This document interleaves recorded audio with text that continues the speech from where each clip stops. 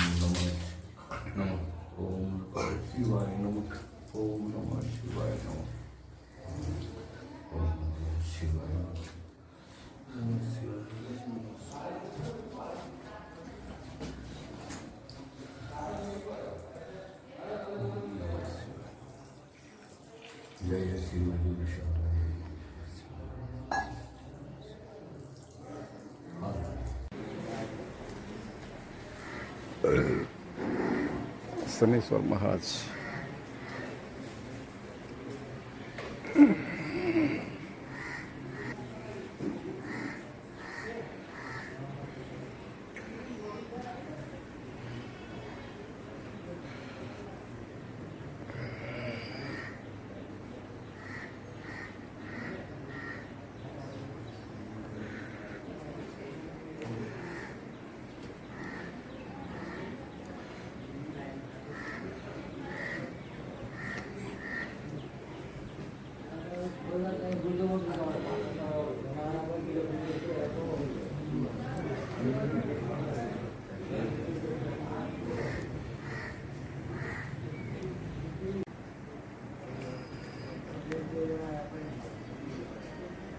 केदारेश्वर महादेव की जय।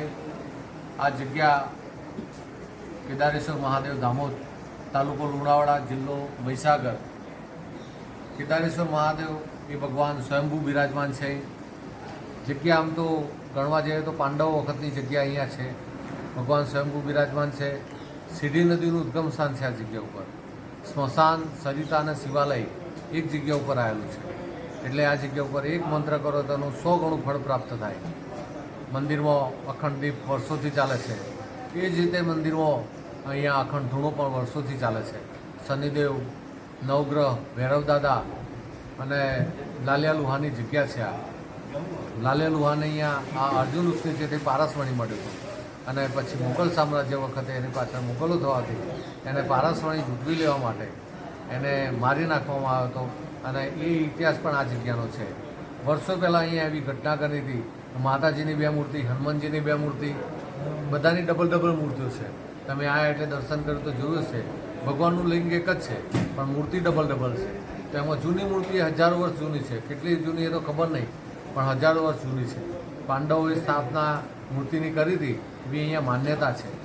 ભગવાન તો સ્વયંભૂ છે, પણ આપણું સ્ટેટ હતું, એ સ્ટેટના રાજાઓના ઈષ્ટદેવ હતા કેદારેશ્વર મહાદેવ. અને એ મૂર્તિમાં આજથી 220 વર્ષ પહેલાં જ્યારે એની પ્રાણ પ્રતિષ્ઠા જૂની મૂર્તિ ખંડિત થઈ હોય તો જૂની મૂર્તિનું વિસર્જન કરવાનું હતું.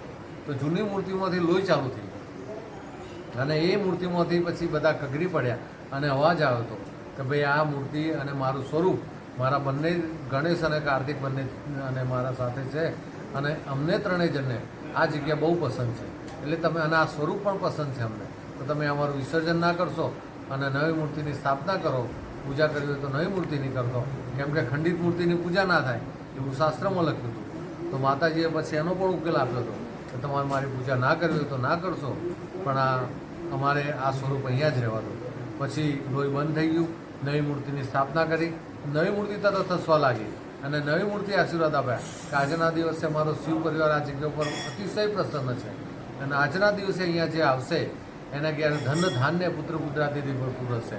એટલે એ દિવસ સુદ 11 હતો અને એ વખતથી સુદ 11 પ્રણાલી અહીંયા ચાલુ થઈ છે. સુદ 11ના દિવસે જે સંતાન માટેનો આર્થિક શાંતિ માટેનો ઉન્નતિ માટેનો સંકલ્પ અહીંયા લઈ જાય અને સુદ 11 ભરે એના ઘેર ધન ધાન્ય પુત્ર પુત્રાદિની શાંતિ રહે અને આનંદ મંગલ થાય.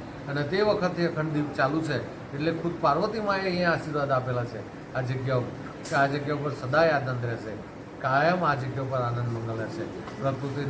પ્રકૃતિની જગ્યામાં શેરડી નદીના ઉદ્ગમ સ્થાન પર ભગવાન પરમ કૃપાળુ પરમાત્મા કેદારેશ્વર મહાદેવ બિરાજમાન છે.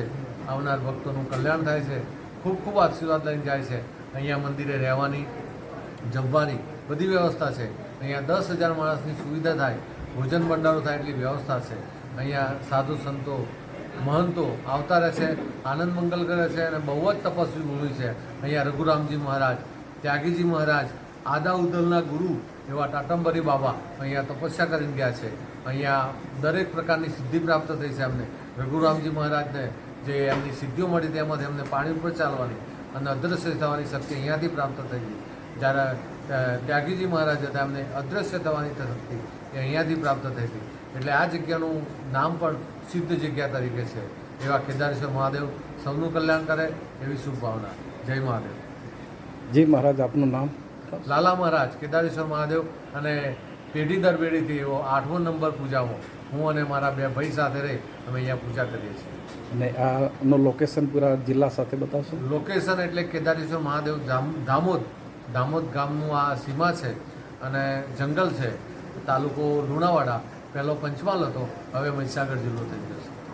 અચ્છા સર, આપનો કોન્ટેક્ટ નંબર આપી દેશો? 99 258 64 384 એ કેદારેશ્વર મહાદેવનો કોન્ટેક્ટ નંબર છે. સરસ, ખૂબ ખૂબ ધન્યવાદ. મહાદેવ.